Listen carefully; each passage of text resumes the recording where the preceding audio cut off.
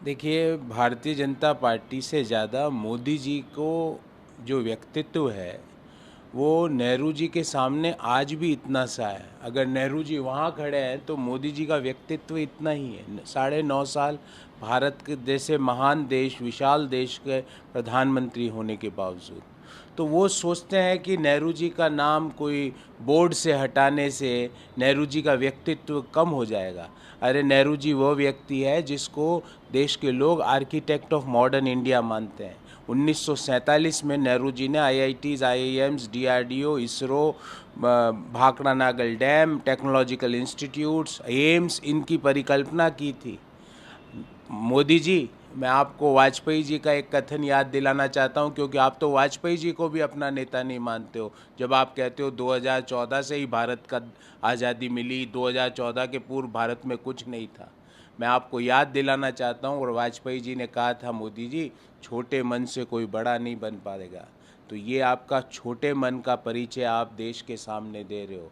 और उस बोर्ड से तो पंडित जी का नाम आप हटा दोगे मोदी जी, पर देश के 140 करोड़ लोगों के दिल में आर्किटेक्ट ऑफ मॉडर्न इंडिया के रूप में पंडित जी का नाम जो अंकित है, वहाँ से आप पंडित जी का नाम कैसे हटाओगे मोदी जी? किसी का नाम काटने से उसके व्यक्तित्व को आप नहीं काट सकते। महात्मा गांधी जी ने कहा था कि महापुरुषों का जितना लोग अपमान करते हैं उतना ही महापुरुषों का व्यक्तित्व विशाल बनता जाता है। तो मोदी जी, छोटे मन से कोई बड़ा नहीं बन सकता। कल आपने जो आपकी सरकार ने जो निर्णय लिया, वो सिर्फ और सिर्फ आपका छोटा मन, छोटी सोच दर्शाता है। और देश के लोग और भारत की संस्कृति में छोटी सोच की कोई जगह नहीं है। जी सर, पार्टीज की मीटिंग है। एम के स्टेलिन डीएमके के नेता हैं, तमिलनाडु के मुख्यमंत्री हैं। तो वो ये कह रहे हैं कि अगर एक साथ सारी विपक्षी पार्टियां आती है तो ऐसे में बीजेपी को हराया जा सकता है, और जो बीजेपी जो राजनीति करती है वो बदले की राजनीति करती है। वो विपक्ष को दबाना चाहती है, जैसे उनके मंत्री पे ईडी का रेड हुआ था। देखिए, भारतीय जनता पार्टी की राजनीति के बारे में जो स्टालिन साहब ने कहा वो अक्षरश सही है, क्योंकि उनकी राजनीति दो आधार पर टिकी हुई है।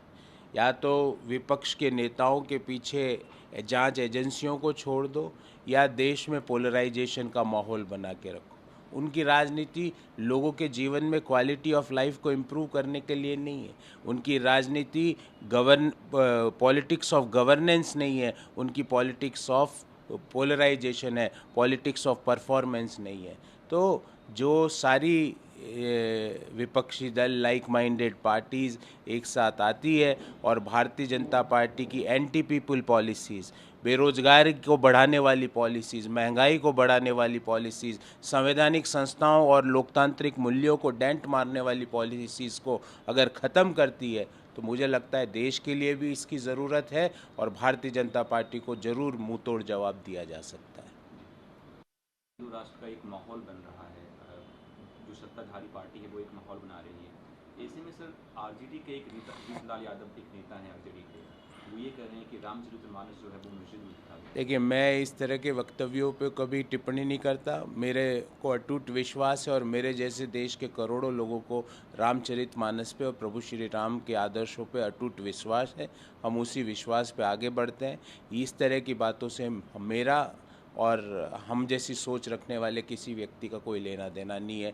कहाँ लिखी गई, हम तो ये मानते हैं गोस्वामी तुलसीदास जी द्वारा लिखी गई, और हमें अटूट विश्वास है कि वह मर्यादा पुरुषोत्तम राम का जो चरित्र है, जो उनका विशालता है, उसको परिलक्षित करता है। हम उसको अक्षरश उस महान ग्रंथ में जो चीज़ें लिखी हुई है उस पर विश्वास करते हैं। सर, कर्नाटका में कांग्रेस अन्य 10 किलो चावल पहुंचाने की थी बात हर परिवार को, उसमें सर केंद्र सरकार जो है वो सप्लाई पे शायद रोक लगा रही है। ऐसे में डीके शिव कुमार जी का कहना है कि हम इसके लिए प्रत्येक डिस्ट्रिक्ट हेडक्वार्टर्स के सामने हम प्रोटेस्ट करेंगे। प्रोटेस्ट तो करेंगे ही, पर मैं कांग्रेस पार्टी की अधिकृत प्रवक्ता के होने के नाते एक बात और भारतीय जनता पार्टी को कहना चाहता हूँ। आप कितनी भी कोशिश कर लीजिए हिंदुस्तान के साधारण परिवारों को मदद पहुँचाने से हमें रोकने के लिए, क्योंकि आप हमें रोकना चाहते हो। आप नहीं चाहते कि देश के साधारण परिवारों को कोई फ़ायदा मिले। भारतीय जनता पार्टी के लोगों जितनी कोशिश करनी हो कर लीजिए, 5 गारंटी तो कर्नाटक में अक्षरश लागू होगी। 10 किलो चावल प्रति व्यक्ति प्रति माह बीपीएल परिवारों को कर्नाटक के मिलेगा, भले केंद्र सरकार कितनी भी रोक लगाए नहीं लगाए। और हम हर स्तर पर सड़क से लेकर संसद तक ऐसी रोक का मुंह तोड़ मुकाबला करेंगे और ऐसी रोक को हराएंगे, क्योंकि हमारा एक ही ध्येय है कि देश के और कर्नाटक के साधारण परिवारों को, मिडिल इनकम ग्रुप और लोअर इनकम ग्रुप फैमिलीज़ को किस तरह मदद पहुंचाई जा सके, क्योंकि उन्होंने बहुत सा बेरोज़गारी जो पिछले 9 साल में चल रही है उसका सबसे बड़ा इम्पैक्ट है वो मिडिल क्लास और लोअर इनकम ग्रुप को पड़ा है। मोदी जी के दोस्तों को कुछ फ़र्क नहीं पड़ा, उनकी तो आय बढ़ी है।